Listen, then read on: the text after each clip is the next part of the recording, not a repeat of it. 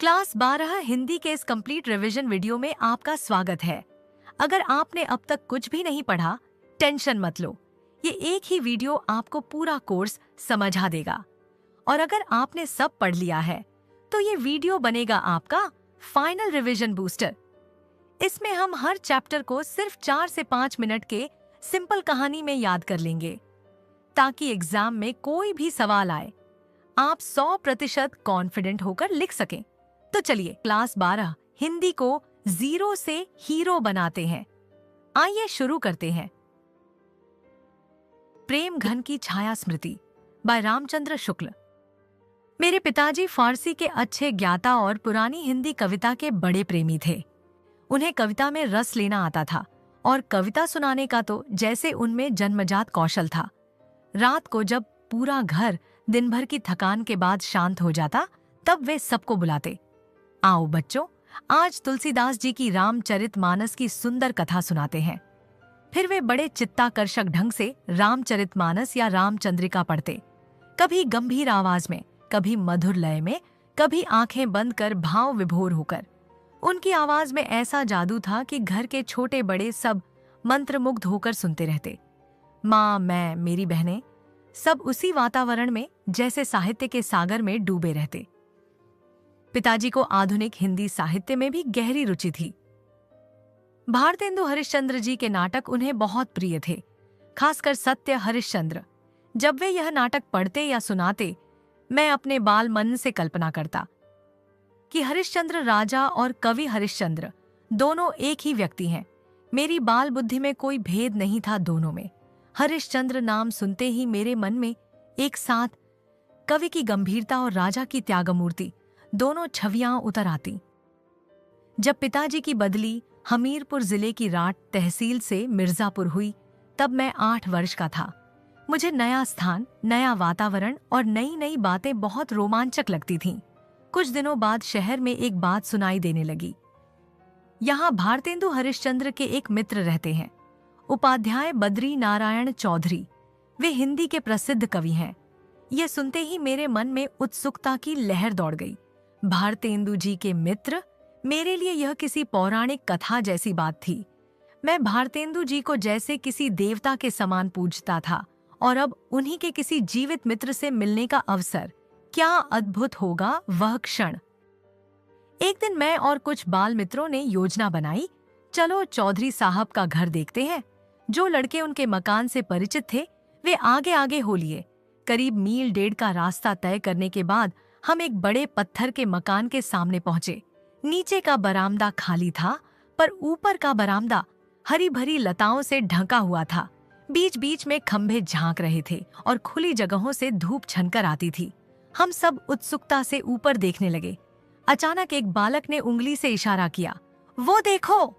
लताओं के बीच एक मूर्ति खड़ी थी, लंबे बाल कंधों पर बिखरे हुए, एक हाथ खंभे पर टिकाए हुए, चेहरे पर शांति, आंखों में गहराई। हम सब सांस रोके देखते रहे। क्षण भर बाद वह आकृति लताओं में ओझल हो गई। वही थी मेरी चौधरी साहब की पहली झलक, एक कवि की पहली छवि, जो मेरे मन में हमेशा के लिए अंकित हो गई। समय बीतता गया और मैं धीरे धीरे सयाना होता गया। मेरे भीतर हिंदी साहित्य के प्रति झुकाव और गहरा होता गया। क्वींस कॉलेज में पढ़ते समय स्वर्गीय बाबू रामकृष्ण वर्मा हमारे परिवार के मित्र थे। भारत जीवन प्रेस की पुस्तकें अक्सर हमारे घर आती रहती, लेकिन अब पिताजी चिंतित रहने लगे। उन्हें डर था कि कहीं मेरा ध्यान स्कूल की पढ़ाई से हटकर साहित्य में न लग जाए, इसलिए वे पुस्तकें छिपाकर रखने लगे। लेकिन जैसे हवा को बंद नहीं किया जा सकता, वैसे ही साहित्य के प्रति मेरा प्रेम भी छिप नहीं सकता था। उसी समय पंडित केदारनाथ पाठक जी ने एक हिंदी पुस्तकालय खोला था। मैं वहां से चुपके चुपके पुस्तकें लाता और तल्लीन होकर पढ़ता।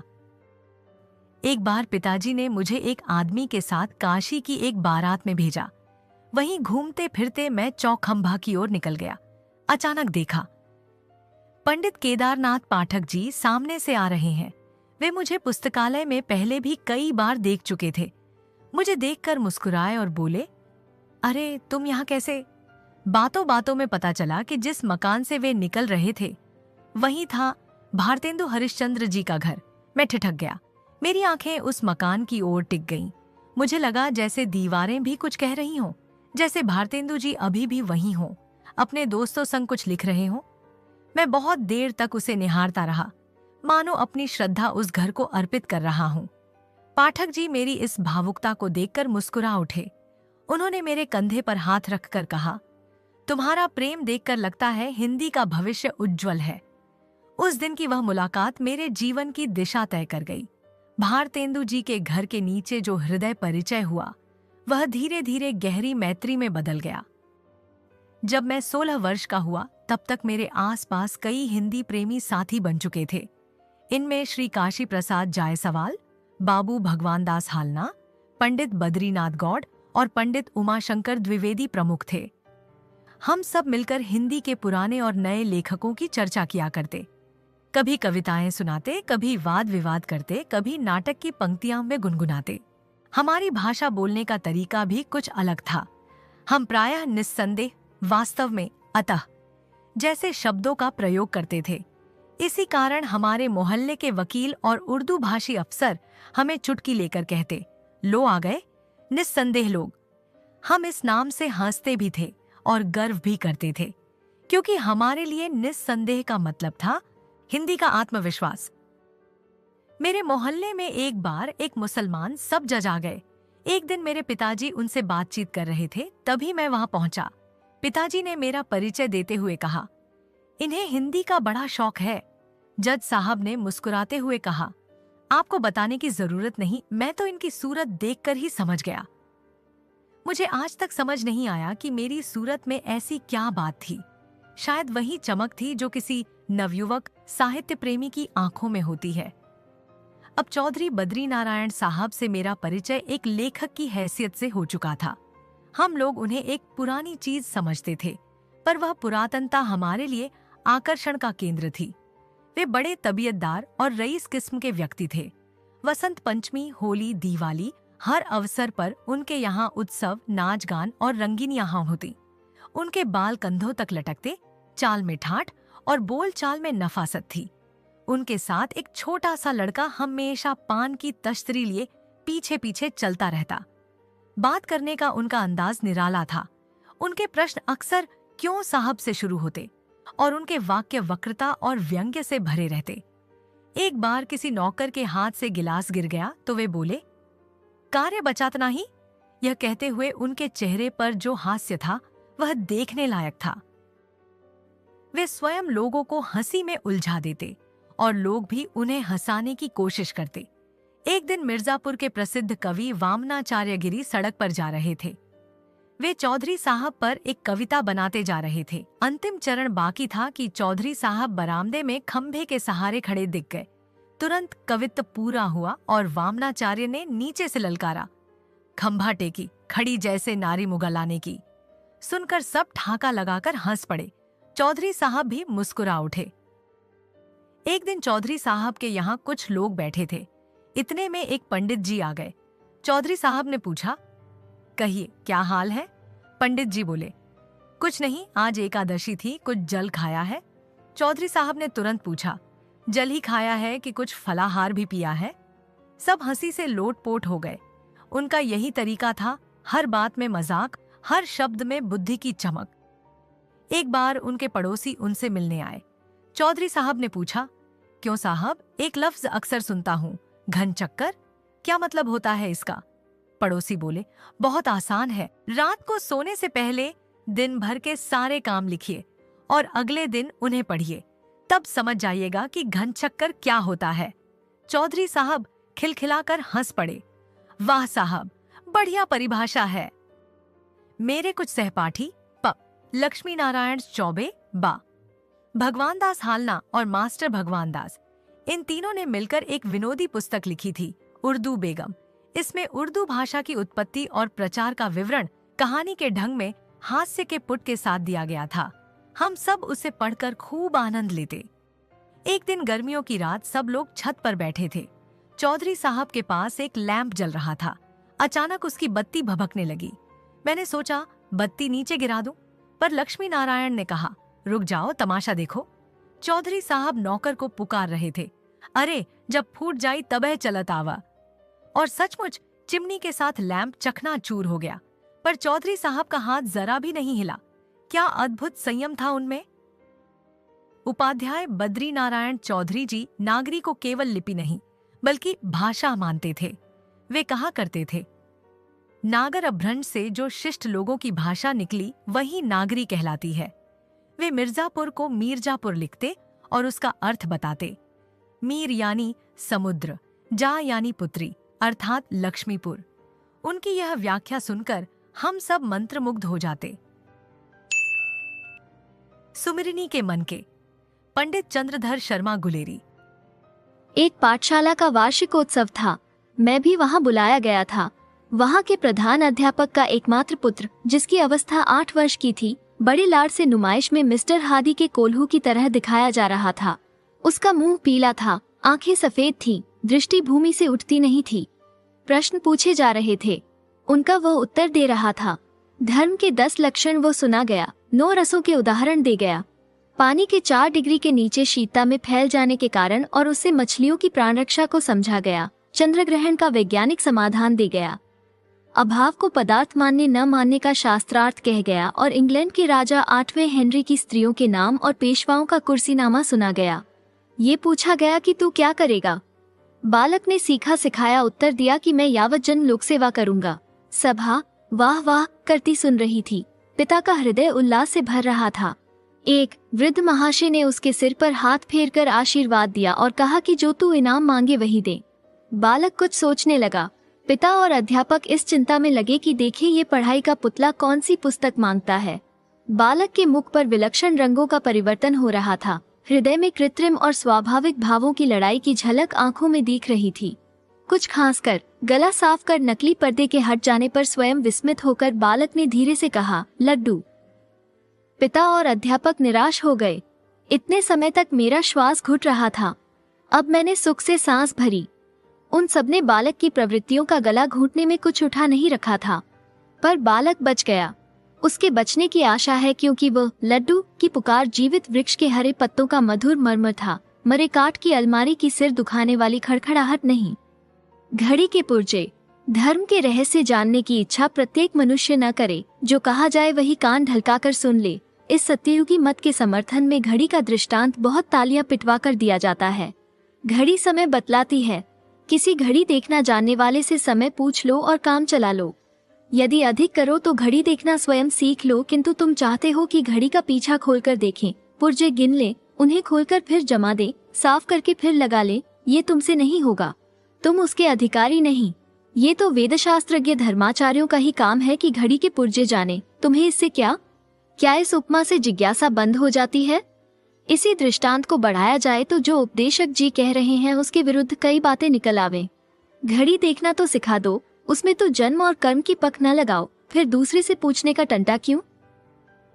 गिनती हम जानते हैं, अंक पहचानते हैं, सुइयों की चाल भी देख सकते हैं, फिर आंखें भी हैं तो हमें ही ना देखने दो। पड़ोस की घड़ियों में दोपहर के 12 बजे हैं, आपकी घड़ी में आधी रात है। जरा खोलकर देख न लेने दीजिए कि कौन सा पेज बिगड़ रहा है। यदि पुर्जे ठीक हैं और आधी रात ही है तो हम फिर सो जाएंगे। दूसरी घड़ियों को गलत न मान लेंगे, पर जरा देख तो लेने दीजिए।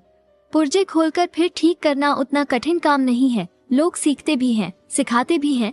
अनाड़ी के हाथ में चाहे घड़ी मत दो, पर जो घड़ीसाजी का इम्तिहान पास कर आया है उसे तो देखने दो। साथ ही यह भी समझा दो कि आपको स्वयं घड़ी देखना, साफ करना और सुधारना आता है कि नहीं। हमें तो धोखा होता है कि परदादा की घड़ी जेब में डाले फिरते हो, वो बंद हो गई है। तुम्हें न चाबी देना आता है, न पुर्जे सुधारना, तो भी दूसरों को हाथ नहीं लगाने देते इत्यादि। ढेले चुन लो। शेक्सपियर के प्रसिद्ध नाटक मर्चेंट ऑफ वेनिस में पोर्शिया अपने वर को बड़ी सुंदर रीति से चुनती है।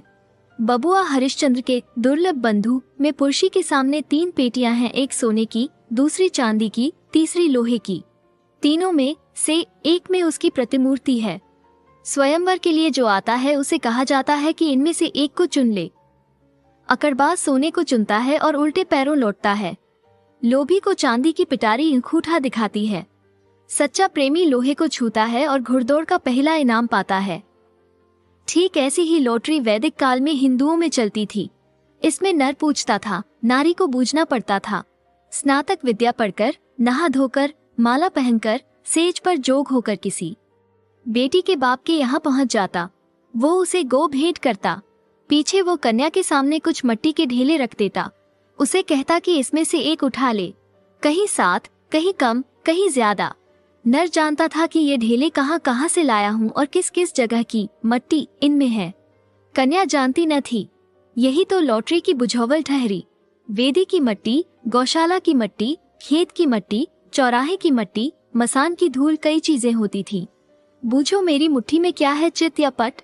यदि वेदी का ढेला उठा ले तो संतान वैदिक पंडित होगा। गोबर चुना तो पशुओं का धनी होगा। खेत की मट्टी छू ली तो जमींदार पुत्र होगा। मसान की मट्टी को हाथ लगाना बड़ा अशुभ था। यदि वो नारी ब्याही जाए तो घर मसान हो जाए, जन्म भर जलाती रहेगी। यदि एक नर के सामने मसान की मट्टी छू ली तो उसका यह अर्थ नहीं है कि उस कन्या का कभी ब्याह न हो। किसी दूसरे नर के सामने वो वेदी का ढेला उठा ले और ब्याही जाए।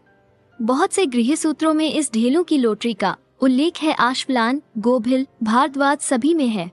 जैसे राजपूतों की लड़कियां पिछले समय में रूप देखकर, जस सुनकर स्वयंवर करती थी, वैसे वैदिक काल के हिंदू ढेले छुआकर स्वयं पत्नी वरण करते थे।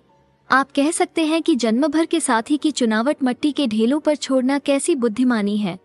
अपनी आंखों से जगह देखकर अपने हाथ से चुने हुए मट्टी के डगलों पर भरोसा करना क्यों बुरा है, और लाखों करोड़ों कोस दूर बैठे बड़े बड़े मट्टी और आग के ढेलों, मंगल और शनैश्चर और बृहस्पति की कल्पित चाल के कल्पित हिसाब का भरोसा करना क्यों अच्छा है, यह मैं क्या कह सकता हूँ।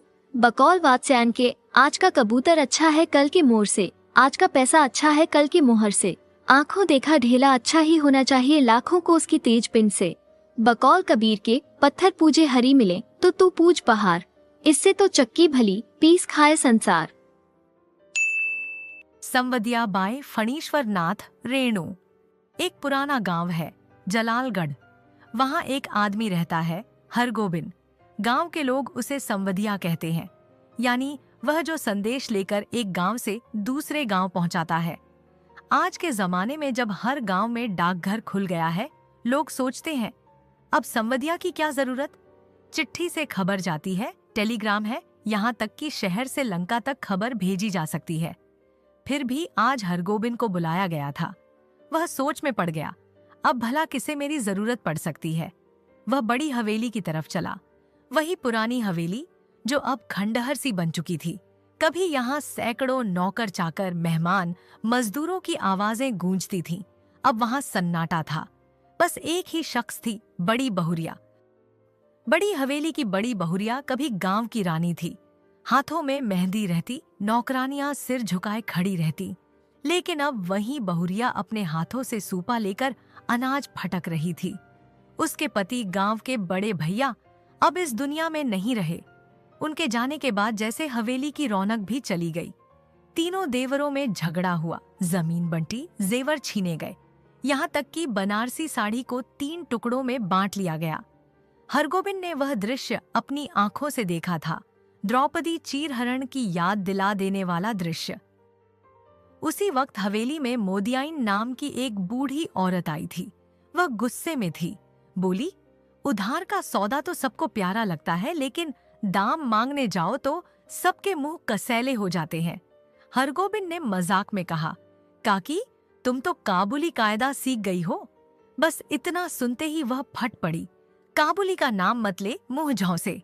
दरअसल 5 साल पहले एक काबुली आगा कपड़ा बेचने आता था।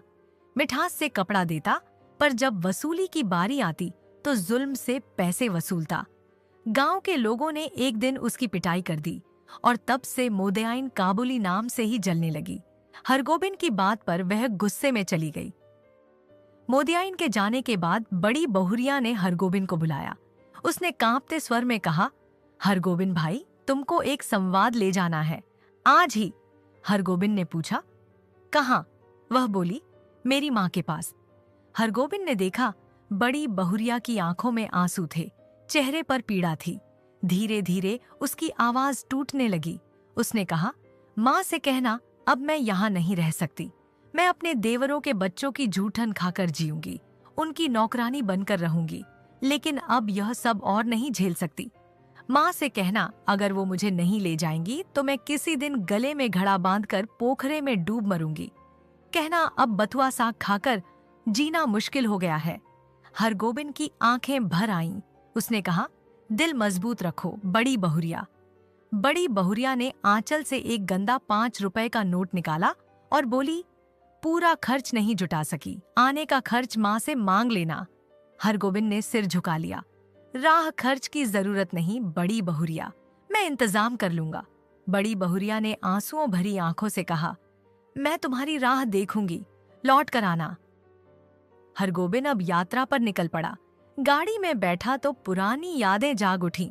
कितने संवाद पहुंचाए हैं उसने अब तक, कभी किसी बेटी का संदेश माँ तक, कभी किसी माँ का संदेश बेटे तक। गांव के लोग कहते, संवदिया तो निठल्ला है, पर हरगोबिंद जानता था संवदिया होना आसान नहीं होता। हर शब्द को याद रखना, वही सुर वही भाव दोहराना, यह कोई साधारण काम नहीं। वह सोचता जा रहा था, यह संवाद मैं कैसे सुनाऊंगा। बड़ी बहुरिया रोई थी तो माँ के सामने क्या मैं भी रो पड़ूंगा।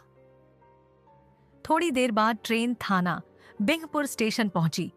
हरगोबिंद उतरा, पर उसके पैर नहीं उठ रहे थे। दिल में डर था, कैसे सुनाऊं यह दुख भरा संदेश। आखिर वह पहुंचा बड़ी बहुरिया की माँ के घर। बूढ़ी औरत ने उसे देखा और कहा, बबुआ क्या खबर है मेरी बेटी की। हरगोबिंद का गला भर आया, वह झूठ बोल गया। माए जी सब कुशल है। बड़ी बहुरिया ने कहा है कि अगर छुट्टी मिली तो दशहरा में आऊंगी। बूढ़ी माता थोड़ी उदास हुई। मैं तो कहती थी अब वहीं यहीं आ जाए, वहां क्या रखा है अब। हरगोबिंद ने जवाब दिया, माए जी अभी भी सब ठीक है। जमीन है, घर है, गांव के लोग हैं। बड़ी बहुरिया गांव की लक्ष्मी है, वह गांव छोड़कर कैसे जाएगी। बूढ़ी माँ ने मुस्कुराकर कहा, पहले जलपान कर लो बेटा। हरगोबिंद ने खाना देखा, दाल भात सब्जी पापड़ घी, पर उसे कुछ निगला नहीं गया, क्योंकि उसे याद आया बड़ी बहुरिया तो बथुआ साग खा रही होगी। रात को वह करवटें बदलता रहा। मैंने झूठ क्यों बोला, मैं तो संवदिया हूं, सच बोलना ही मेरा धर्म है। वह निश्चय करता है, सुबह उठते ही मैं बड़ी बहुरिया का सही संवाद कह दूंगा। पर सुबह होते ही उसने फिर चुप्पी साध ली। वह चला गया बिना कुछ कहे। बूढ़ी माँ ने उसके हाथ में चूड़े की पोटली दी। बासमती धान का है, मेरी बेटी के लिए। हरगोबिंद ने पोटली थाम ली। माँ जी दशहरा में बड़ी बहुरिया के साथ आऊंगा। स्टेशन पर पहुंचकर हरगोबिंद ने जेब टटोली। पैसे इतने ही थे कि कटिहार तक का टिकट मिल सके। जलालगढ़ तक पहुंचने के लिए 20 कोस और थे। उसने निश्चय किया, पैदल जाऊंगा। वह चल पड़ा। धूल भरी सड़क, तपता सूरज, शरीर थका हुआ, पर मन में एक ही आवाज गूंज रही थी, मैं तुम्हारी राह देख रही हूं। हर कदम पर वह वही संवाद दोहराता, माँ से कहना अब नहीं रह सकती, अब नहीं। चलते चलते 10 कोस, फिर 15, फिर 18।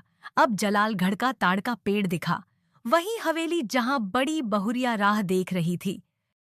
जैसे ही वह गांव के पास पहुंचा, उसे लगा सब कुछ घूम रहा है। अंधेरा फैल गया। उसने किसी को पुकारा, बड़ी बहुरिया। फिर कुछ सुनाई नहीं दिया। जब आंख खुली, वह बिस्तर पर लेटा था। सामने बैठी थी बड़ी बहुरिया। वह बोली, हरगोबिंद भाई अब जी कैसा है, थोड़ा दूध पी लो, मुंह खोलो। हरगोबिंद ने उसकी तरफ देखा और फूट फूट कर रो पड़ा। बड़ी बहुरिया मुझे माफ कर दो, मैं तुम्हारा संवाद नहीं पहुंचा सका। मैं डर गया था, पर अब नहीं। अब मैं तुम्हें अकेला नहीं छोड़ूंगा। तुम मेरी माँ हो, सारे गांव की माँ हो। मैं अब तुम्हारा बेटा बनकर रहूंगा। तुम गांव छोड़कर मत जाओ। 10। बड़ी बहुरिया मुस्कुराई। उसने आंचल में रखी चूड़े की पोटली खोली, गर्म दूध में एक मुट्ठी चूड़ा डालकर बोली, संवदिया लौट आया, अब मैं कहीं नहीं जाऊंगी। दरअसल जब से उसने वह संवाद भेजा था, वह खुद पछता रही थी। हरगोबिंद ने उसे फिर से आशा, अपनापन और जीवन का कारण दे दिया था।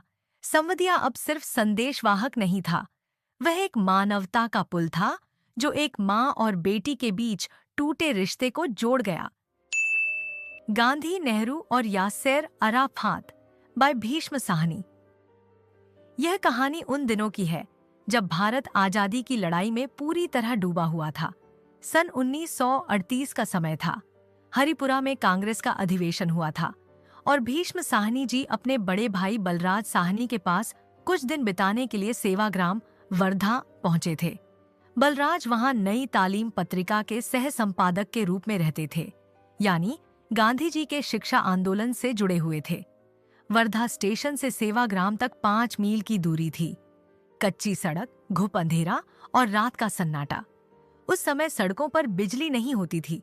किसी तरह लेखक रात में सेवाग्राम पहुंचे और भाई से बातें करते करते देर तक जागते रहे। भाई ने बताया, गांधी जी रोज सुबह 7 बजे घूमने निकलते हैं। हमारे क्वार्टर के सामने से ही जाते हैं। कोई भी उनके साथ चल सकता है। तुम चाहो तो मिल लेना।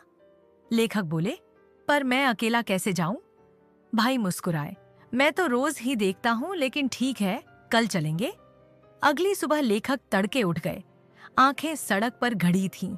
गांधी जी को देखने की उत्सुकता थी। ठीक 7 बजे आश्रम का फाटक खुला और गांधी जी अपने साथियों के साथ बाहर आए। वही धोती, वही लकड़ी की चप्पलें, कमर से लटकती छोटी सी घड़ी, बिल्कुल वैसे जैसे किताबों और तस्वीरों में देखे थे। बलराज अब भी सो रहे थे। लेखक ने झिंझोड़ कर जगाया, उठो, गांधी जी निकल गए।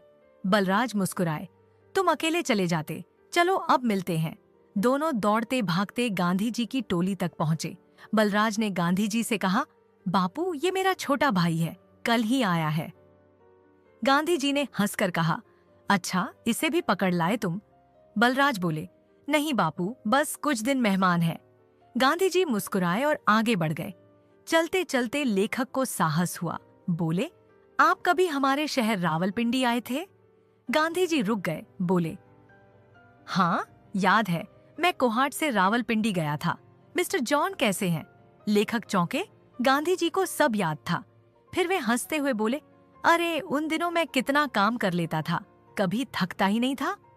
पीछे से उनके सचिव महादेव देसाई लठ लिए चले आ रहे थे। उन्होंने भी उस दौरे की बातें छेड़ दी। फिर सब मिलकर यादें बांटते हुए आश्रम लौटे। 3 हफ्ते तक लेखक सेवाग्राम में रहे। हर सुबह सैर में जाते, शाम को प्रार्थना सभा में पहुंचते। सभा में सब लोग पालथी मारे हाथ जोड़कर बैठे रहते। गांधी जी बीच में और कस्तूरबा बाईं ओर। लेखक को कस्तूरबा देखकर अपनी माँ की याद आ जाती। एक जापानी भिक्षु भी वहां आता था। अपने गांग घंटी को बजाते हुए दिन भर आश्रम की परिक्रमा करता। प्रार्थना के समय वहीं समाप्त करता और बापू को प्रणाम करता। सेवाग्राम में दिन दिन पर देश के बड़े नेता आते। मीराबेन, राजेंद्र बाबू, खान अब्दुल गफ्फार खान, पृथ्वी सिंह आजाद, जिन्होंने हथकड़ी बांधकर भी भागने का साहस दिखाया था। एक दिन दोपहर को लेखक आश्रम के बाहर टहल रहे थे। अचानक एक खोखे के पीछे से आवाज आई, मैं मर जाऊंगा, बापू को बुलाओ। अंदर देखा तो 15 से 16 साल का एक लड़का पड़ा था। पेट फूला हुआ, हाथ पांव पटकता हुआ चिल्ला रहा था। किसी ने पूछा, क्या हुआ? वह बस यही कहे जा रहा था, बापू को बुलाओ। तभी देखा गांधी जी दूर से चले आ रहे हैं, नंगे बदन पर बस एक खादी की चादर। वे लड़के के पास गए, पेट पर हाथ फेरा और बोले, ईक पीता रहा है, ज्यादा पी गया ना, तू तो पागल है। फिर बोले, चल नीचे उतर, मुंह में उंगली डाल, कह कर दे, चलो। गांधी जी हंसते हुए उसकी पीठ थपथपाते रहे जब तक उसका पेट हल्का न हो गया। फिर बोले, अब लेट जा, कुछ देर आराम कर। गांधी जी मुस्कुराते हुए चले गए। तू तो पागल है। उनके चेहरे पर न गुस्सा था न खींट, बस एक पिता जैसी मुस्कान। हर सुबह जब गांधी जी घूमने निकलते, रास्ते में एक झोंपड़ी थी जिसमें एक बीमार व्यक्ति रहता था। बापू रोज रुकते, गुजराती में उससे बात करते, इलाज का हाल पूछते। यह उनका रोज का नियम था। बापू सिर्फ देश के लिए नहीं, हर इंसान के लिए जीते थे। कुछ वर्ष बाद लेखक को पंडित जवाहरलाल नेहरू से मिलने का अवसर मिला। नेहरू जी कश्मीर यात्रा पर थे, शेख अब्दुल्ला के साथ। शहर में जबरदस्त स्वागत हुआ। झेलम नदी पर नावों की लंबी कतार, हजारों लोग दोनों किनारों पर पंडित नेहरू जिंदाबाद के नारे। नेहरू जी को जिस बंगले में ठहराया गया था वह लेखक के फुफेरे भाई का था। भाई ने कहा, तुम भी मदद करो, मेहमान हैं। दिन भर नेहरू जी व्यस्त रहते, पर रात को खाने की मेज पर लेखक को भी बैठने का मौका मिला। मेज पर शेख अब्दुल्ला खान अब्दुल गफ्फार खान, रामेश्वरी नेहरू जैसे लोग थे। खाने के दौरान बात धर्म पर आ निकली। रामेश्वरी नेहरू और पंडित नेहरू के बीच बहस सी हो गई। थोड़ी देर में नेहरू बोले, मैं भी धर्म को जानता हूँ, सुनो एक कहानी सुनाता हूँ। फिर उन्होंने फ्रांस के लेखक अनातोले फ्रांस की कहानी सुनाई। एक बूढ़ा बाजीगर नठाई था जो करतब दिखाकर पेट पालता था। क्रिसमस का दिन था। सब लोग सजे धजे गिरजे में माता मरियम को उपहार चढ़ाने जा रहे थे। गरीब नट के पास कोई तोहफा नहीं था। उसने सोचा, मैं अपना कौशल ही भेंट करूंगा। जब गिरजा खाली हुआ, वह चुपके से अंदर घुसा और करतब दिखाने लगा। सिर के बल खड़ा हुआ, कलाबाजियां खाईं, पूरे मन से माता मरियम की आराधना की। तभी बड़ा पादरी अंदर आया। वह क्रोधित हुआ, गिरजे को अपवित्र कर दिया इस पागल ने। पर तभी उसने देखा, माता मरियम की मूर्ति मंच से उतरी, धीरे धीरे चली और नट के माथे का पसीना अपने आंचल से पोंछने लगी। वह दृश्य देखकर पादरी स्तब्ध रह गया, क्योंकि सच्ची भक्ति दिल से होती है, रीति रिवाजों से नहीं। कहानी खत्म हुई तो कमरे में सन्नाटा था। सबकी आंखों में भावनाएं तैर रही थीं। रात को देर तक नेहरू जी चिट्ठियां लिखवाते रहे। सुबह जब लेखक नीचे जा रहे थे, देखा नेहरू जी फर्श पर बैठकर चरखा काट रहे हैं। नीचे अखबार रखा था। लेखक ने उठा लिया। तभी नेहरू जी सीढ़ियों से उतरे। लेखक ने सोचा, जब मांगेंगे तब दूंगा, थोड़ी बात हो जाएगी। नेहरू जी चुपचाप खड़े रहे, फिर मुस्कुराकर बोले, आप देख लें, फिर क्या मैं एक नजर देख सकता हूँ? लेखक लजा गए, तुरंत अखबार दे दिया। नेहरू जी का विनम्र स्वभाव देखकर उनका दिल भर आया। सालों बाद लेखक अफ्रो एशियाई लेखक संघ के महामंत्री बने। एक सम्मेलन ट्यूनीशिया में होना था। वहीं लोटस नामक पत्रिका का दफ्तर था, जिसे पहले फैज अहमद फैज संपादित करते थे। ट्यूनिस में ही फिलिस्तीनी अस्थायी सरकार का मुख्यालय था, जिसके नेता थे यासेर अराफात। एक दिन लोट्स के संपादक ने कहा, आज आपको और आपकी पत्नी को दोपहर में वहां चलना है। मैं 12 बजे लेने आऊंगा। जब वे पहुंचे तो अराफात खुद बाहर आए, मुस्कुराकर स्वागत किया। अंदर ले गए। 20 अधिकारी और लेखक बैठे थे। लंबी मेज पर एक पूरा भुना हुआ बकरा रखा था। लेखक और उनकी पत्नी को चाय पान के लिए एक ओर बैठाया गया। अराफात खुद उनके साथ बैठ गए। बातें शुरू हुईं। फिलिस्तीन की समस्या, भारत की सहानुभूति, गांधी और नेहरू के विचार। अराफात बोले, वे आपके ही नहीं, हमारे भी नेता हैं, उतने ही आदरणीय। फिर वे फलों के छिलके उतार उतार कर लेखक को खिलाने लगे। शहद की चाय बनाई और बोले, शहद ताकत देता है, सफर आसान बनाता है। उनकी सादगी, आत्मीयता देखकर लेखक भावुक हो गए। जो आदमी दुनिया के सबसे बड़े संघर्ष का नेता था, वह अतिथि के सामने मेजबान की तरह सेवा कर रहा था। खाने से पहले लेखक उठे, जरा गुसल खाने तक जाऊं। कमरे के पार गलियारे में गए। जब लौटे तो देखा यासेर अराफात तौलिया हाथ में लिए दरवाजे पर खड़े हैं। लेखक झेंप गए। अराफात मुस्कुराए और बोले, आप हमारे मेहमान हैं, आपकी सेवा मेरा सम्मान है। लघु कथाएं बाय असगर वजाहत। शेर। एक दिन मैं बहुत डर गया था, लोगों से, कसाईयों से, शहर के उस डर से जहां हर कोई किसी न किसी का शिकार कर रहा था, क्योंकि मेरे सिर पर सींग उगाए थे। मुझे लगा अब कभी न कभी कसाई की नजर मुझ पर जरूर पड़ेगी। तो मैं शहर छोड़कर भाग गया, सीधे जंगल में। जंगल में मेरा पहला ही दिन था। एक बड़ा सा बरगद का पेड़ और उसके नीचे बैठा था एक शेर। शेर का मुंह खुला हुआ था। मैं डर से कांप गया और भागकर झाड़ी के पीछे छिप गया। वहां से मैंने देखा, एक एक करके छोटे छोटे जानवर लाइन में आ रहे हैं और सीधे शेर के मुंह में घुस रहे हैं। और हैरानी की बात, शेर उन्हें खा नहीं रहा था, चबा नहीं रहा था, बस घटक जा रहा था। मैं तो लगभग बेहोश हो गया। अगले दिन मैंने देखा एक गधा जो लंगड़ाता हुआ उसी शेर के मुंह की तरफ जा रहा था। मैं भागा और बोला, अरे भाई, तू पागल है क्या? वो शेर है, उसका मुंह है, वहां मत जा। गधे ने मुस्कुराकर कहा, नहीं भाई, वहां तो हरी घास का बहुत बड़ा मैदान है, मैं वहां चैन से रहूंगा। मैंने कहा, वो शेर का मुंह है। गधा बोला, गधे? हाँ, मुंह है पर उसके अंदर घास का मैदान भी तो है। और यह कहकर वह शेर के मुंह में चला गया। थोड़ी देर बाद आई एक लोमड़ी। मैंने पूछा, कहाँ जा रही हो? वो बोली, शेर के मुंह में रोजगार का दफ्तर है, वहां नौकरी मिलेगी। मैंने कहा, किसने बताया? लोमड़ी बोली, शेर ने। और वह भी अंदर चली गई। फिर एक उल्लू आया। मैंने उसे रोका, मत जा, वो शेर का मुंह है। उल्लू बोला, नहीं, उसके अंदर स्वर्ग है, निर्वाण का रास्ता वहीं से जाता है। और वह भी अंदर चला गया। फिर कुछ दिनों बाद मैंने देखा, कुत्तों का एक बड़ा जुलूस, वे नारे लगा रहे थे, शेर महान है, शेर जिंदाबाद। सब हंस रहे थे, गा रहे थे और फिर सीधा शेर के मुंह में चले गए। फिर जंगल में अफवाह फैली, शेर अब अहिंसा का समर्थक है, वह किसी को खाता नहीं, उसके मुंह के अंदर रोजगार, स्वर्ग और हरी घास है। मैंने सोचा, चलो मैं खुद देखता हूँ।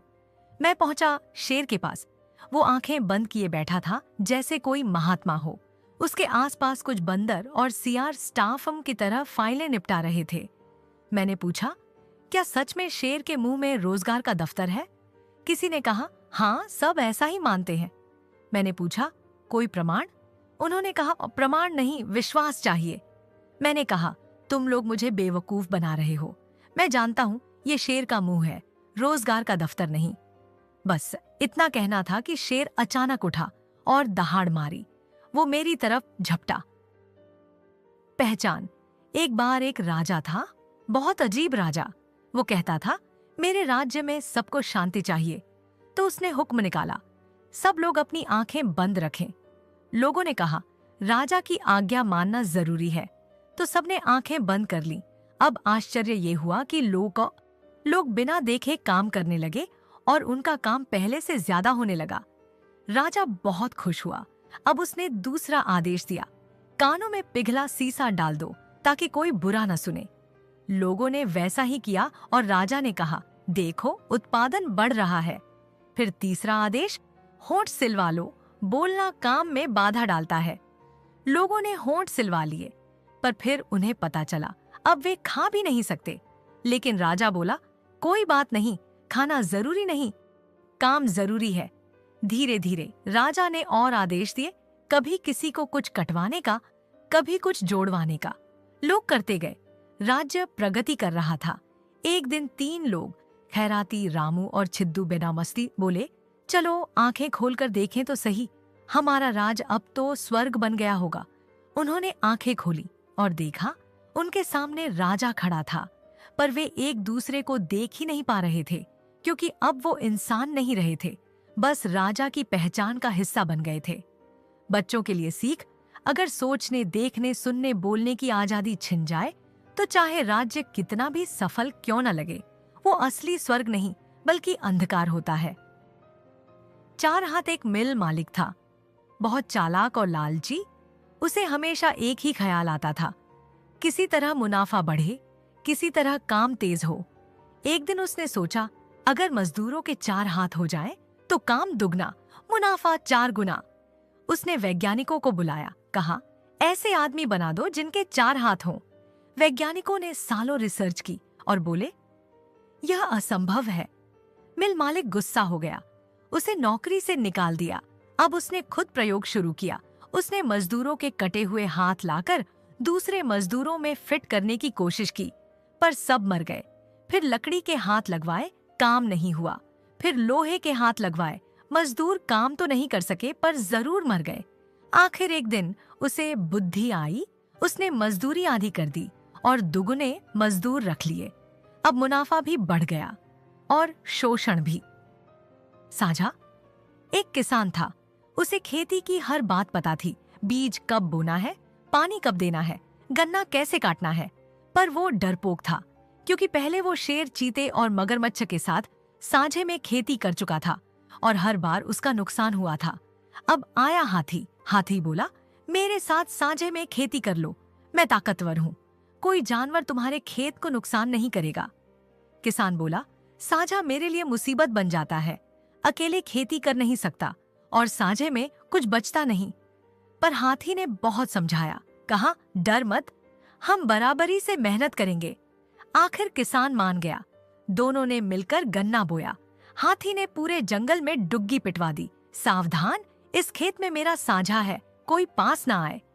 किसान मेहनत करता रहा, पानी देता, मिट्टी पलटता, गन्ने की रखवाली करता।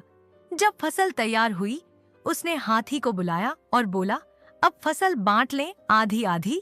हाथी बिगड़ गया, कहा, अरे ये कैसी बात, हमने साथ मिलकर मेहनत की है, हम दोनों मालिक हैं, चलो साथ में खाते हैं। हाथी ने अपनी सूंड से एक गन्ना तोड़ा, किसान के मुंह में एक छोर, अपने मुंह में दूसरा। किसान ने खींचा तो हाथी ने गन्ना छोड़ दिया और बोला, देखो हमने एक गन्ना खा लिया। फिर एक एक करके पूरे खेत के गन्ने इसी तरह खाए गए और किसान खाली हाथ रह गया। जहां कोई वापसी नहीं, बाय निर्मल वर्मा। सन 1983 जुलाई का आखिरी हफ्ता था। बारिश हो चुकी थी और खेतों में पानी भर गया था।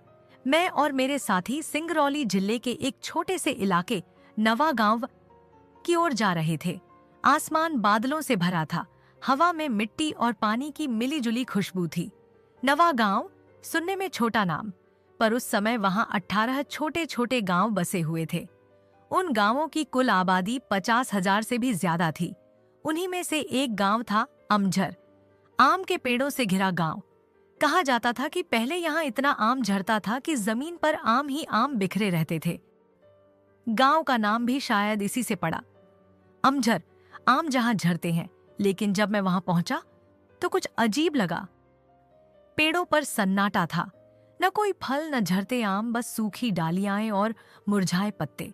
मैंने गांव वालों से पूछा, भाई ये क्या हुआ, पेड़ सूख क्यों गए? एक बुजुर्ग बोले, जब से सरकार ने कहा है कि हमारा गांव उजाड़ दिया जाएगा, तब से पेड़ भी जैसे जीना छोड़ दिए हैं। आदमी उजड़ेगा तो पेड़ भी कैसे जिएंगे?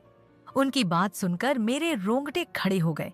मैंने टिहरी में सुना था कि लोग पेड़ों को बचाने के लिए चिपको आंदोलन करते हैं, लेकिन यहाँ तो उल्टा था। पेड़ ही आदमी के साथ मिलकर चुपचाप मर रहे थे, जैसे वे कह रहे हों, अगर तुम नहीं रहोगे तो हम भी नहीं रहेंगे। मैं आगे बढ़ा तो सामने फैला था पानी से भरा हुआ खेत, बीच में पेड़ और मिट्टी के झोंपड़े। सब कुछ आधा पानी में डूबा था। दूर से देखने पर लगता था जैसे कोई बाढ़ आई हो, लेकिन नहीं, ये बाढ़ नहीं थी, ये धान की रोपाई का मौसम था। महिलाएं पानी में घुटनों तक डूबी हुई थीं, धान के पौधे रोप रही थीं, सिर पर चटाई जैसी टोपी, धूप में चमकती उनकी काली टांगे और एक लय में चलता उनका काम। जब उन्होंने हमें देखा तो सबने एक साथ सिर उठाया। उनकी आंखों में एक जिज्ञासा, एक विस्मय, एक मुस्कान थी। वो डर नहीं रही थीं, बस देख रही थीं, जैसे हिरनियां अचानक किसी अजनबी को देखकर ठहर जाती हैं। एक पल के लिए ऐसा लगा जैसे समय ठहर गया हो। इतना सुंदर, शांत और जीवंत दृश्य था कि विश्वास नहीं हुआ। कुछ सालों में ये सब मिट्टी में मिल जाएगा। झोंपड़े, खेत, आम के पेड़, सब एक आधुनिक औद्योगिक कॉलोनी की ईंटों के नीचे दब जाने वाले थे। और वे महिलाएं, वो जो अभी खेत में मुस्कुरा रही थीं, कुछ सालों बाद शायद भोपाल, जबलपुर या बैढन की सड़कों पर पत्थर तोड़ती, मजदूरी करती दिखेंगी। उनके बच्चे कभी जान भी नहीं पाएंगे कि उनका गांव था जहां आम झरते थे। मैंने महसूस किया, ये लोग, ये परिवार, ये गांव भारत के नए शरणार्थी हैं। युद्ध के नहीं, बल्कि विकास के शरणार्थी। बाढ़ आती है तो लोग कुछ समय के लिए घर छोड़ देते हैं, फिर जब पानी उतरता है तो लौट आते हैं। लेकिन विकास जब उजाड़ता है तो वापसी का कोई रास्ता नहीं बचता। इसीलिए इस कहानी का नाम है जहां कोई वापसी नहीं। सिंगरौली की जमीन बहुत उपजाऊ थी। जंगल समृद्ध थे, बांस, शीशम, महुआ और खैर के पेड़ों से भरे हुए। यहाँ सदियों से वनवासी और किसान अपने परिवार पालते आए थे। कभी यह क्षेत्र इतना सुंदर था कि लोग इसे बैकुंठ कहते थे, धरती का स्वर्ग। 1926 से पहले यह खैरवार जाति के आदिवासी राजा का शासन था। बाद में यह रीवा राज्य में शामिल हुआ। विंध्याचल और कैमूर की पहाड़ियां चारों ओर थीं, सड़कें कम थीं, इसलिए लोग इसे कभी काला पानी कहते थे, क्योंकि वहां तक पहुंचना कठिन था। पर इतिहास की सच्चाई यही है, जहां प्राकृतिक संपदा होती है, वहीं विनाश की गंध सबसे पहले पहुंचती है। दिल्ली के बड़े बड़े अफसरों और उद्योगपतियों की निगाह इस इलाके पर पड़ी। यहाँ कोयला था, जंगल था, पानी था, सब कुछ जो उद्योग को चाहिए। और फिर शुरू हुई योजनाएं। पहले बना रेहन बांध, हजारों गांव डूब गए। फिर बनी सेंट्रल कोल फील्ड्स और national thermal power corporation NTPC की विशाल फैक्ट्रियां। सड़कें बनी, पुल बने, अफसरों की कॉलोनियां बनी। जो इलाका कभी प्रकृति का घर था वो अब राष्ट्रीय गौरव कहलाया। लेकिन इस गौरव की कीमत क्या थी? जहां पहले पेड़ थे वहां अब धुआं था, जहां खेत थे वहां अब मशीनें थी, जहां आदमी हंसते थे वहां अब मजदूरों की सांसों में कोयले की धूल थी। जैसे किसी शिकार के ऊपर गिद्ध मंडराते हैं, वैसे ही ठेकेदार, सरकारी अफसर और मुनाफा कमाने वाले लोग सिंगरौली के ऊपर मंडराने लगे। बाहर से देखने पर सब विकास जैसा दिखता था, बिजली घर, सड़कें, नई कॉलोनियां, सरकारी दफ्तर। लेकिन जमीन के नीचे विनाश की परतें थीं। हर नई फैक्ट्री के साथ एक गांव मिटता, हर नई सड़क के साथ एक जंगल कटता, हर नई बिजली के तार के साथ एक और इंसान उजड़ता। सिंगरौली की औरतें जो कभी खेतों में गीत गाती थीं, अब ट्रकों में पत्थर ढोती थीं। पुरुष जो कभी खेती करते थे अब मजदूरी करने शहरों में भटक रहे थे। हम लोकायन संस्था के सदस्य थे। दिल्ली से हम वहां गए थे यह देखने कि विकास की यह कीमत आखिर कितनी है। हम जानते थे कि औद्योगिकरण का पहिया अब नहीं रुक सकता, लेकिन दिल के किसी कोने में एक सवाल था, क्या हम कोई दूसरा रास्ता नहीं चुन सकते थे? क्या विकास का अर्थ सिर्फ फैक्ट्री और बिजली घर है, या फिर विकास वह है जहां इंसान, प्रकृति और संस्कृति तीनों साथ जिए? शायद आज से 35 साल पहले अगर भारत ने कोई दूसरा रास्ता चुना होता, जहां सुख की परिभाषा जरूरत होती, लालच नहीं, तो शायद अमझर जैसे गांव अब भी जिंदा होते। पश्चिमी देशों ने जब उद्योगों की दौड़ शुरू की तो उन्होंने बहुत कुछ खो दिया, अपनी नदियां, जंगल, हवा, सब। उनके लिए विकास सिर्फ मशीनों का था। भारत के पास एक मौका था, क्योंकि यहाँ संस्कृति, प्रकृति और इंसान के बीच एक गहरा रिश्ता था। हमारे यहाँ प्रकृति कोई वस्तु नहीं थी, वो माँ थी, वो देवी थी। नदियां, पेड़, पर्वत सब हमारे जीवन का हिस्सा थे। लेकिन आजादी के बाद हमने भी वही रास्ता पकड़ लिया जो पश्चिम ने लिया था। हमने उनकी नकल की, उनकी योजनाओं की, पर सोचा नहीं कि हमारे लिए भारतीय रास्ता क्या हो सकता था। यही हमारी सबसे बड़ी त्रासदी है। हमने विकास तो चुना, पर अपनी जड़ों को भुला दिया। कहानी यहीं खत्म नहीं होती। जब सरकार ने कहा कि गांव खाली करो, तो अमझर के लोगों ने विरोध नहीं किया। उन्होंने कोई आंदोलन नहीं किया, कोई नारे नहीं लगाए, बस पेड़ सूखने लगे, पंछी उड़ दौड़ गए, खेतों ने हरी घास उगाना बंद कर दिया, और आदमी वो बस चुप हो गया। यह एक मूक सत्याग्रह था, जहां कोई नारे नहीं थे, कोई झंडे नहीं थे, सिर्फ एक खामोश प्रतिरोध था। हमारे जाने के बाद ये धरती भी नहीं झेगी। शाम हो चुकी थी। मैंने आखिरी बार उस गांव की ओर देखा। सूरज ढल रहा था और धान के खेतों का पानी सुनहरी चमक से भर गया था। महिलाएं खेत से लौट रही थीं, कंधे पर हल्का सा बोझ, आंखों में थकान, पर चेहरे पर मुस्कान। बच्चे कीचड़ में खेल रहे थे, पेड़ों पर कुछ आखिरी सूखे आम झूल रहे थे। मुझे लगा ये दृश्य मैं कभी भूल नहीं पाऊंगा, क्योंकि यह सिर्फ एक गांव की कहानी नहीं, यह उस भारत की कहानी है जो खो गया, जहां आदमी और प्रकृति साथ रहते थे, जहां खेत, पेड़ और इंसान एक परिवार की तरह थे, जहां विकास का मतलब था जीवन का विस्तार, न कि धरती का विनाश। आज सिंगरौली को ऊर्जा की राजधानी कहा जाता है। वहां से देश भर में बिजली जाती है, लेकिन जिनके खेतों से ये बिजली पैदा होती है, उनके घरों में आज भी अंधेरा है। जिनकी जमीनों से कोयला निकला वो खुद बेघर हैं। जिनके जंगल कटे वो अब मजदूर हैं। ये कहानी हमें सोचने पर मजबूर करती है कि अगर विकास की कीमत इंसान का उजड़ना है, तो क्या यह सच में प्रगति है? अमझर आज नक्शे पर नहीं है, वो अब एक कॉलोनी है। सीमेंट की दीवारें, बिजली के खंभे और दूर तक धुआं। लेकिन जो वहां कभी रहता था, उसकी आत्मा अब भी वही है, पेड़ों की सूखी जड़ों में, मिट्टी की महक में और हवा के हर झोंके में। वो कहती है, हम लौट कर नहीं आएंगे, क्योंकि यहाँ अब कोई वापसी नहीं है। दूसरा, देवदास बाय ममता कालिया। कहानी की शुरुआत। हरिद्वार के प्रसिद्ध घाट हर की पौड़ी से होती है। सांझ का समय है जब आरती की बेला अपने पूर्ण सौंदर्य में उतरती है। वातावरण में श्रद्धा, सुगंध और संगीत का अद्भुत संगम है। गंगा किनारे आरती की तैयारी चल रही है।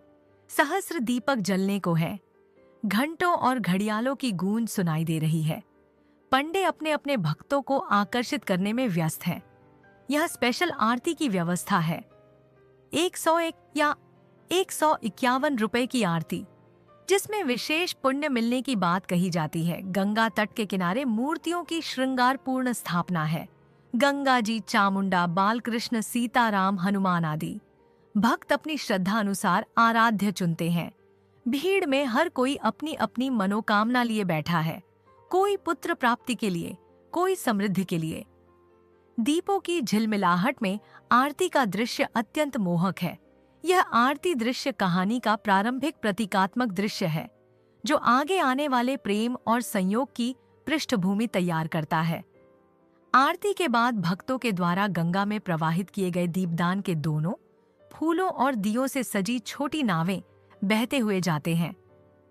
गंगा के गोताखोर, जिन्हें यहाँ गंगापुत्र कहा गया है, उन दोनों को पकड़कर उनमें रखे चढ़ावे के सिक्के निकाल लेते हैं। यह दृश्य गंगा आरती के आध्यात्मिक और सांसारिक पक्ष के बीच का अंतर स्पष्ट करता है। एक ओर भक्ति, दूसरी ओर भूख। यह यथार्थवादी लेखन शैली ममता कालिया की पहचान है। धीरे धीरे आरती का स्वर वातावरण में गूंजता है। जय गंगे माता। पुजारियों के भर्राए स्वर में जब यह गान उठता है तो लता मंगेशकर की रिकॉर्डेड आवाज उसमें और माधुर्य घोल देती है। ओम जय जगदीश हरे की ध्वनि पूरे हरिद्वार को गुंजायमान कर देती है। वातावरण में अगरू चंदन की सुगंध फैल जाती है। गंगा की लहरों पर सहस्र दीपों की झिलमिलाहट प्रतिबिंबित होती है। आरती के बाद भक्त दान दक्षिणा देते हैं। पुजारी उन्हें माला और प्रसाद देकर प्रसन्न करते हैं। यह दृश्य भारतीय आस्था और धार्मिक व्यापार के सम्मिश्रण को दर्शाता है। अब कहानी का केंद्र प्रवेश करता है। संभव, एक युवक जो हरिद्वार अपने नानी के घर आया है। वह आरती के बाद गंगा स्नान करता है। स्नान के बाद जब वह लौटता है तो एक पंडा उससे तिलक लगाने का आग्रह करता है। संभव पहले मना करता है, परंतु फिर मान जाता है। यह दृश्य उसकी आस्था और तर्क के बीच के द्वंद्व को दिखाता है। वह नास्तिक नहीं है, पर धार्मिकता से जुड़ी अंधविश्वासी बातों से दूर रहना चाहता है। जैसे ही संभव सीढ़ियां चढ़ने लगता है, एक मंदिर का पुजारी उसे रोकता है। दर्शन तो करते जाओ बेटा। संभव ठिठक जाता है और नानी की कही बात याद आती है। मंदिर में 20 आने चढ़ाकर आना।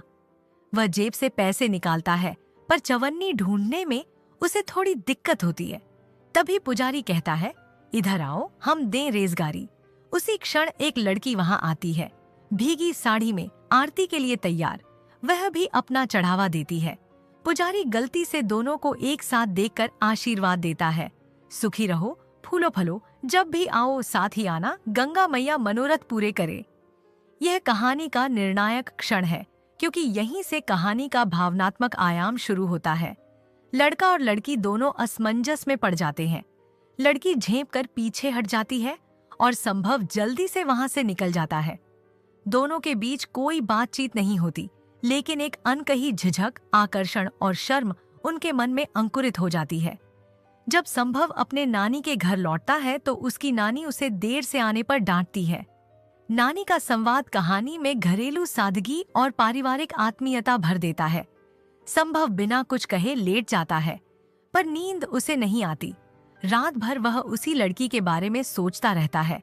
उसकी भीगी साड़ी, उसके गीले बाल, उसकी मासूम निगाहें और पुजारी का आशीर्वचन।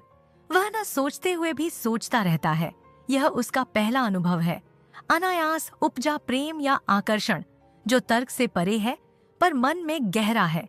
संभव के भीतर एक दूसरा देवदास जन्म ले रहा है, जो किसी शराबी या निराश व्यक्ति की तरह नहीं, बल्कि एक भावुक, कल्पनाशील युवक की तरह प्रेम की दुनिया में प्रवेश कर रहा है।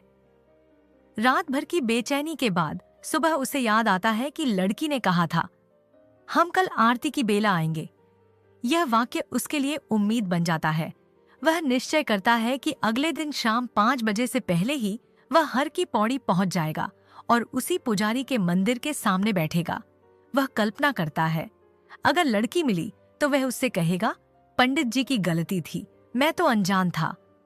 वह सोचता है, लड़की क्या बोलेगी, उसका नाम क्या होगा, वह कहाँ से आई होगी।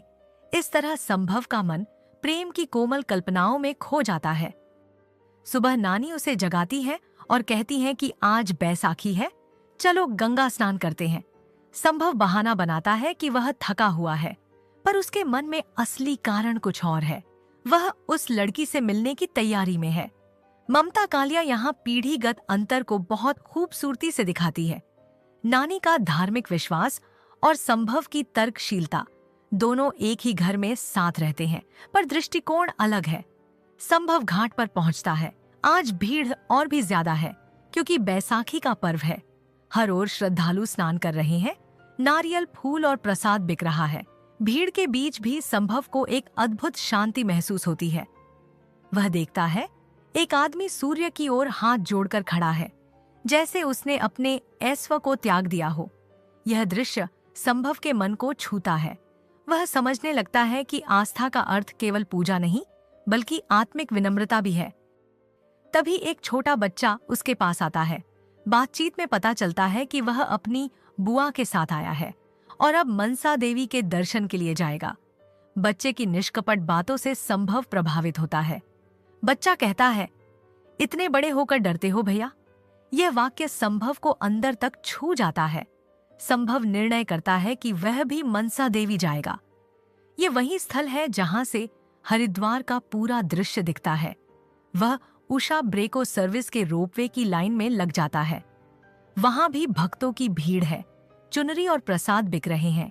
यहाँ ममता कालिया ने आधुनिकता और आस्था का सुंदर मिश्रण दिखाया है। धर्म अब बाजार से जुड़ चुका है, पर भावनाओं की गहराई अब भी मौजूद है। संभव एक गुलाबी केबल कार में बैठता है। यह रंग उसके मन में बसा हुआ है। वही गुलाबी साड़ी, वही भीगी छवि। कार के सामने एक नवविवाहित दंपति बैठा है। नीचे हरिद्वार का सुंदर दृश्य दिखाई देता है। मंदिरों के बुर्ज, गंगा की धार और भीड़भाड़ वाली गलियां। संभव को यह सब किसी स्वप्न जैसा लगता है। वह पहली बार अपने भीतर के संभव को पहचानता है, जो केवल प्रतियोगी परीक्षाओं का अभ्यर्थी नहीं, बल्कि भावनाओं से भरा इंसान है। मनसा देवी के मंदिर में भी व्यापार और भक्ति दोनों साथ हैं। यहाँ ₹1.25 में मनोकामना के धागे बिक रहे हैं। संभव भी श्रद्धा से धागा बांधता है और देवी से मनोकामना करता है, शायद वही लड़की फिर से मिले। वह प्रसाद चढ़ाकर बाहर निकलता है। मेला सा वातावरण है। जलेबी, पूरी, रुद्राक्ष की माला, भक्तों की भीड़। संभव अब वापस लौटने के लिए केबल कार की कतार में लग जाता है। अब कहानी अपने चरम बिंदु पर पहुंचती है। संभव की नजर पड़ती है पास की पीली केबल कार पर। उसमें वही छोटा बच्चा बैठा है, लाल कमीज में, और उसके साथ बैठी है वही लड़की। वह हड़बड़ा उठता है, उसे पुकारना चाहता है, पर दूरी बहुत है। जैसे ही कार नीचे पहुंचती है, वह दौड़कर उस बच्चे के पास जाता है और कहता है, कहो दोस्त। बच्चा मुस्कुराता है, भैया हम भी आ गए। फिर पीछे से वही कोमल आवाज आती है, मन्नू घर नहीं चलना है? संभव के भीतर बिजली सी कौंध जाती है। वही आवाज, वही अंदाज। बच्चा कहता है, बुआ बुआ इनसे मिलो, ये हमारे नए दोस्त हैं। लड़की उसकी ओर देखती है और मुस्कुराहट के साथ पूछती है, अपना नाम खुद बताइए। संभव जवाब देता है, संभव देवदास। यहाँ देवदास शब्द व्यंग्य नहीं बल्कि प्रतीक है।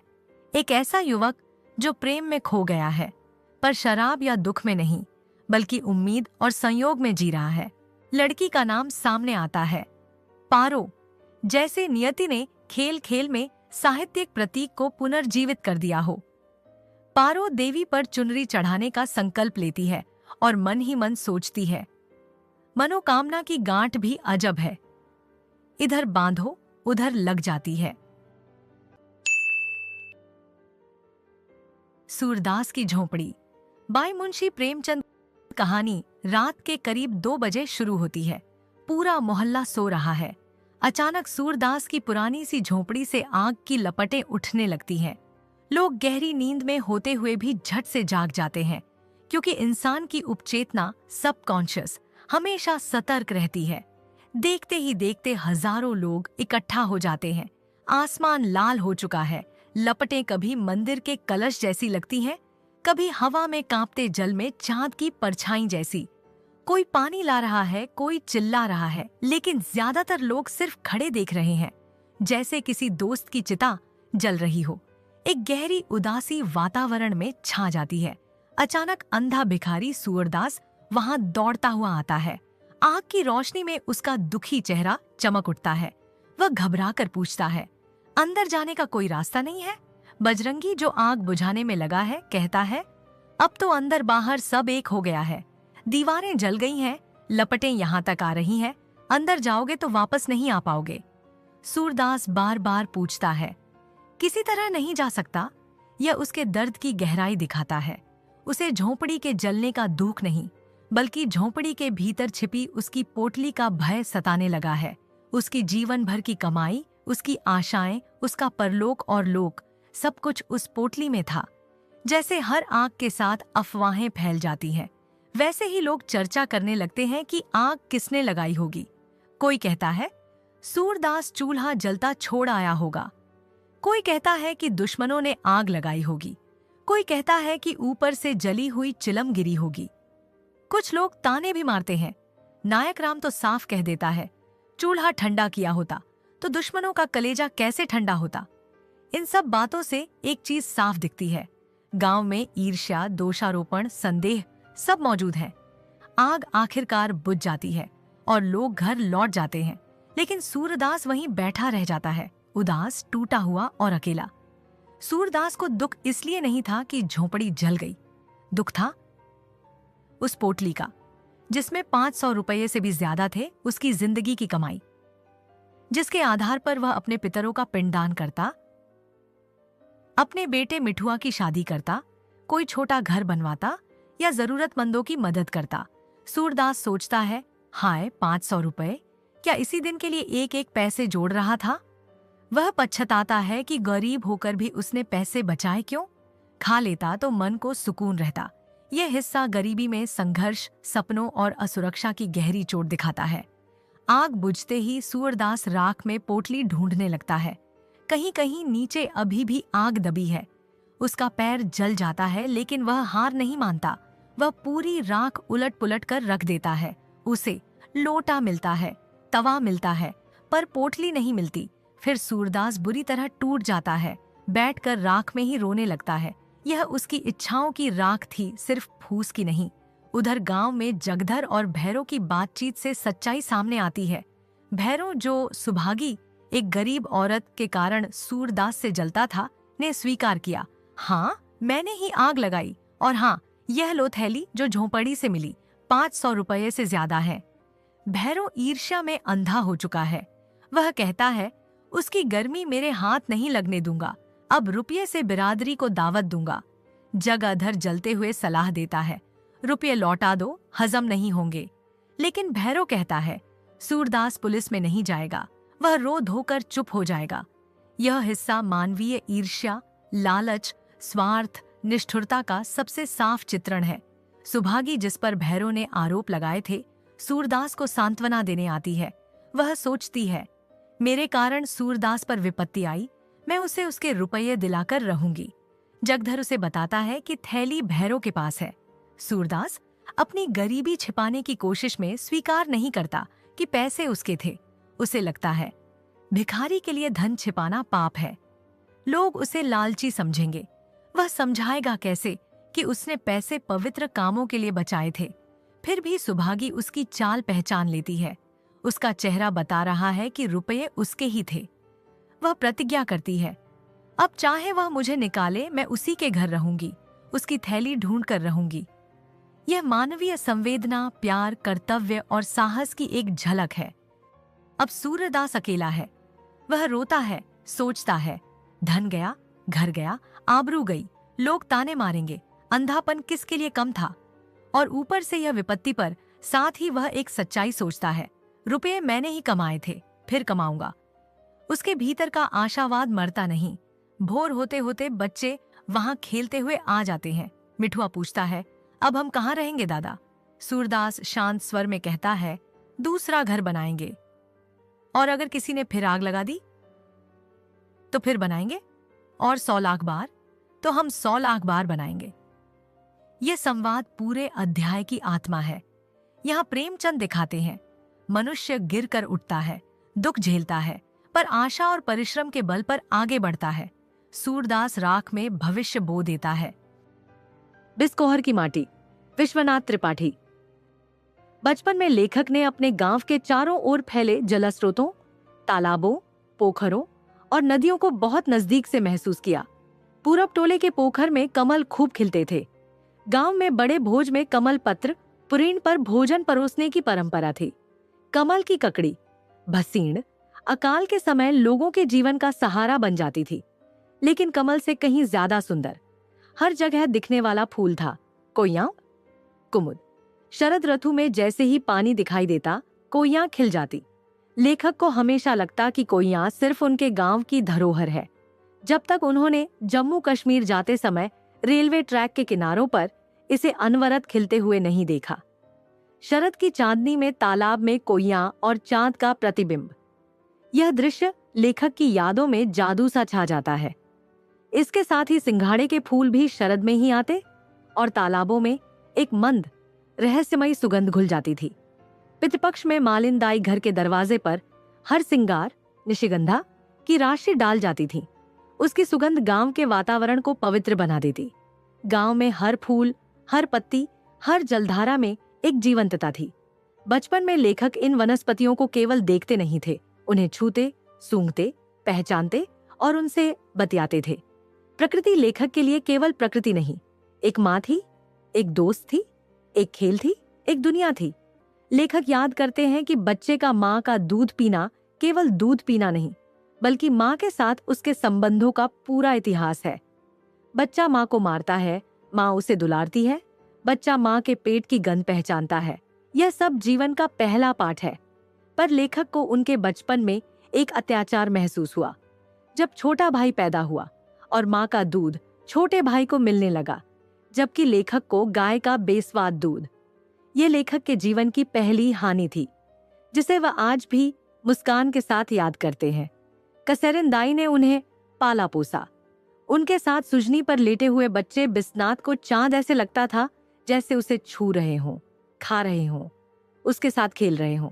दिलशाद गार्डन के डियर पार्क में लेखक ने एक बत्तख को अंडों पर बैठकर उन्हें सेते देखा। अंडे कभी डैनों से बाहर गिर जाते तो बत्तख उन्हें इतनी कोमलता से वापस समेट लेती कि लेखक उस दृश्य से अभिभूत हो जाते। लेखक खुद से पूछते हैं, ममता माँ को कौन देता है? कौन सिखाता है कि बच्चा कैसे संभालना है? वे कहते हैं, जैसे पानी बहता है, हवा चलती है, वैसे ही माँ में ममता प्रकृति का अपना वरदान है। लेखक बताते हैं कि गांव में फूल केवल गुलाब, कमल, हरसिंगार नहीं थे। असली फूल वे थे तोरी, लौकी, भिंडी, बैंगन, कदम्ब, इमली, आम के बौर, धान, गेहूं, जौ के फूल, महुआ।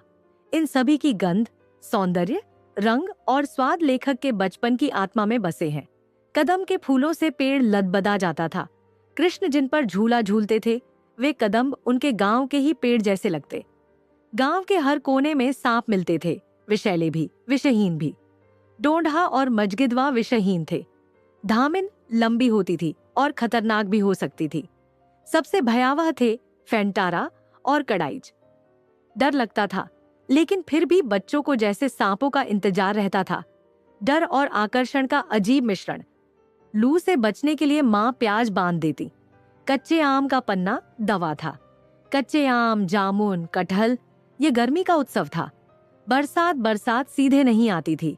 पहले बादल घिरते, आकाश अंधेरा होता, फिर दूर से आती वर्षा की धुन, जैसे घोड़ों की टुकड़ी दौड़ती आ रही हो। बरसात में कुत्ते, बकरियां, मुर्गे सब मस्ती से भागते थे। पहली बारिश का स्नान त्वचा के रोग मिटा देता। बरसात में कीचड़, गंदगी, बाढ़ भी जीवन का हिस्सा बनते थे। शरद चांदनी, नीले तालाब, कोइयाओं के फूल, यह शांति और सौंदर्य की पराकाष्ठा थी।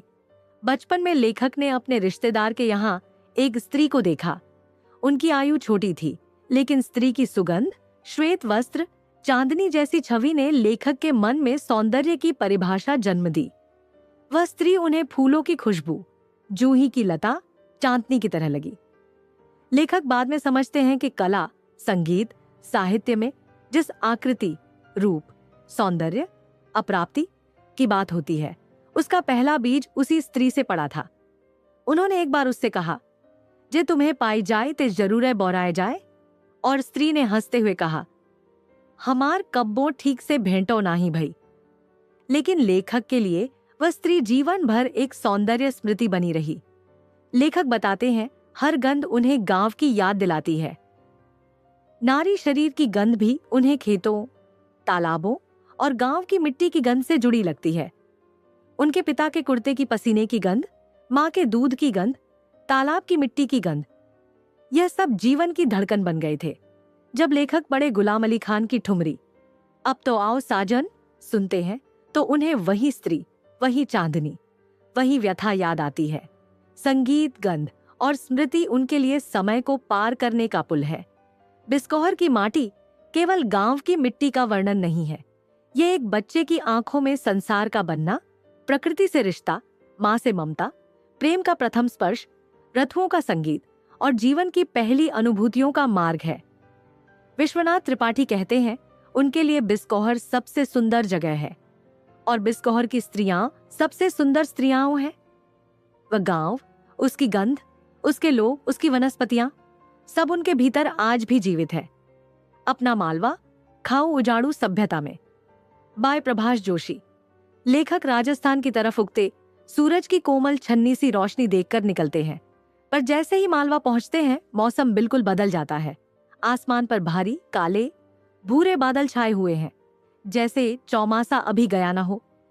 धरती पर हर गड्ढे में, हर रास्ते में, हर खेत की मेड़ में बरसाती पानी भरा है। नदियां, नाले, तालाब, सभी में तेज बहाव है। लेखक को लगता है कि मालवा अभी भी बरसात की गोद में दुबका हुआ है। नवरात्रि की सुबह है, लोग घर लीप रहे हैं, ओटले, आंगन का कोना में रंगोली डाल रहे हैं। बहू बेटियां सज धजकर त्योहार की तैयारी में है, लेकिन मौसम ऐसा कि कभी भी पानी गिर सकता है। लेखक मालवा देखने आए थे। धूप, लहलहाती ज्वार, बाजरे, सोयाबीन की फसलें, पीली बेलें, चमकते आंगन और सूखे के बाद के ठंडे मौसम का सौंदर्य। लेकिन आसमान घिरा है और ऐसा लगता है कि पानी फिर बरस पड़ेगा। वे याद करते हैं कि क्वान का महीना मालवा का विदाई मौसम होता है। बरसात थोड़ा बहुत रह जाती है, पर इस बार तो बादल मानो अड़े हों कि हम नहीं हटेंगे। नागदा स्टेशन पर मीणा जी चाय पिलाते हैं, जो चीनी के बिना होती है। मीणा जी हर जरूरी बात बताते हैं, मौसम, फसलें, क्रिकेट मैच में भारत की हार, सब। वे बताते हैं कि इस बार पानी बहुत गिरा, सोयाबीन की फसल गल गई, पर अब गेहूं, चना बढ़िया होगा। ये मालवा की खेती का शाश्वत चक्र है। कुछ फसलें डूबती हैं, कुछ फसलें खिल जाती हैं। उज्जैन की तरफ जाते हुए शिप्रा मिली, भरपूर, बहती हुई, जीवन से भरी। ऐसा रूप लेखक ने बरसों में नहीं देखा था। पिछले महीने टीवी में खबर चली थी कि उज्जैन में शिप्रा घरों में घुस गई। भोपाल, इंदौर, धार, देवास, हर जगह बारिश ने पुरानी यादें ताजा कर दी थीं। लोग डर गए थे, पर जान माल का खतरा नहीं था, बस यादें भारी थीं। लेखक बताते हैं कि अब पहले जैसा पानी नहीं गिरता, लेकिन आज के लोग मामूली बारिश को भी बहुत ज्यादा कहने लगे हैं। टीवी ने नजरिया बदल दिया है। असल में बारिश वहीं 35 से 40 इंच गिरी है, लेकिन लोग इसे आपदा की तरह देखने लगे हैं। उज्जैन से देवास होते हुए इंदौर जाना, मालवा के आंगन में चलना है। मालवा वर्षा के बाद अद्भुत दिखता है। कुएं, बावड़ियां, तालाब लबालब, नदी नाले बहते हुए, फसलें सरसराती हुई।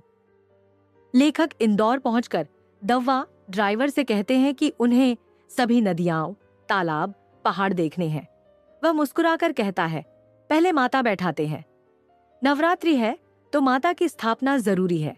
लेखक अपनी उम्र महसूस करते हैं। अब 70 की ओर बढ़ते शरीर से पहाड़ चढ़ पाना, नालों पर कूदना, बहाव में उतरना संभव नहीं।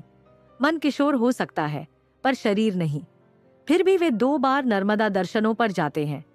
ओंकारेश्वर में नर्मदा नदी मटमैली, कहीं उथली, कहीं गहरी, किनारे टूटे पत्थर, मशीनें, ट्रक निर्माण का शोर, एक विशाल कंक्रीट का बांध, नर्मदा नाराज सी, फिनफिनाती हुई महाकाल और ज्योतिर्लिंग की पवित्रता जैसे खो गई हो। बजवाड़ा, नेमावर में नर्मदा शांत, भरी पूरी, चांद की रोशनी में चमकती। मिट्टी की कगार पर बैठकर लेखक और उनका परिवार उसे प्रणाम करते हैं। रात भर उसके किनारे सोते हैं। सुबह नर्मदा फिर शांत बहती है, जैसे माँ अपनी गोद में बच्चों को झुला रही हो। लेखक कहते हैं, नर्मदा नदी नहीं, नर्मदा मैया है। ओंकारेश्वर और नेमावर जाते हुए दोनों तरफ विंध्य के सागौन जंगल है। पत्तियां खड़खड़ाती हैं, फुनगियों पर फूल उगे हैं। सिमरोल में चोरल नदी मिलती है, फूलती, बहती, जीवंत। बिजवाड़ में हर नाला बह रहा है, मानो पहाड़ों का हर स्रोत जाग उठा हो। पितृपक्ष में बचपन में भी ऐसा ही पानी देखा था। यह दृश्य लेखक को अतीत की गोद में ले जाता है। लेखक शिप्रा के उद्गम केवड़ेश्वर का जिक्र करते हैं। कहते हैं कि नदी बड़ी होने से पवित्र नहीं होती। उज्जैन में महाकाल के पांव पखारकर ही पवित्र हो गई। वे बताते हैं कि चंबल जाना पाव पर्वत से निकलकर निमाड़, बुंदेलखंड, ग्वालियर होकर इटावा के पास यमुना में मिलती है। गांव के लड़के कहते हैं, हमारी चंबल से बस गंगा बड़ी है। इस साल इतनी बारिश हुई कि गांधी सागर बांध के कई फाटक खोलने पड़े। गंभीर नदी ने यशवंत सागर को लबालब भर दिया। 25 से 30 साइफन चलाने पड़े। लाखों टन पानी बहा, पर नदी जिंदा रही। लेखक बताते हैं कि राजा विक्रमादित्य, भोज, मुंज तीनों जानते थे कि मालवा एक पठार है। यदि पानी रुकेगा नहीं तो बहेगा और चला जाएगा।